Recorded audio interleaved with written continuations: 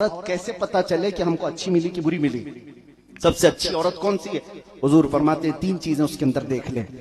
तीन चीजें। पहली चीज हुजूर ने फरमाया तेरी औलाद से सबसे ज्यादा मोहब्बत करने वाली। दूसरी चीज तुम्हारी गैर मौजूदगी में तुम्हारे माल और तुम्हारी इज्जत की हिफाजत करने वाली। और तीसरी चीज मेरे आका सल्लल्लाहु तआला अलैहि वसल्लम फरमाते हैं तुम्हारी किसी भी बात को ना कहने वाली। ये तीन चीजें अगर किसी औरत के अंदर है तो वो दुनिया में जन्नती औरत है। तीनों में से दो तो पहले ही यहां गायब है। औरत आज कहने को तो सब बच्चों से मोहब्बत कर रही है। कौन मोहब्बत कर रही है?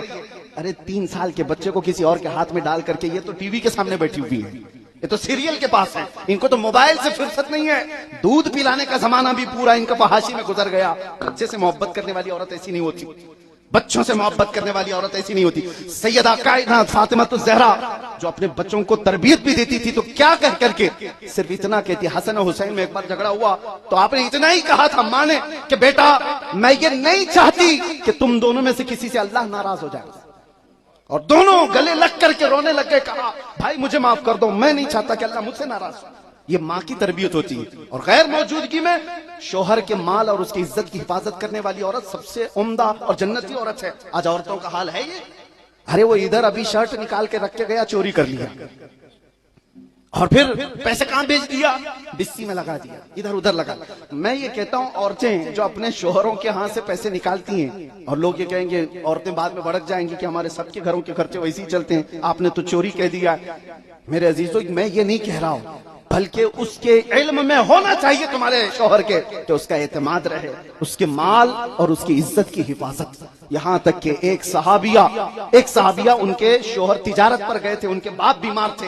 हुजूर से वो इजाजत लेती है कि आका क्या मैं अपने बाप को देखने जा सकती हूँ? हुजूर ने फरमाया तेरे शोहर ने क्या कहा? कहा मेरे शोहर ने कहा जब तक मैं वापस ना आऊं तू कहीं नहीं जाना। हुजूर ने फरमाया अपने शोहर की बात पर अमल कर। यहां तक कि उनके बाप का इंतकाल हो गया।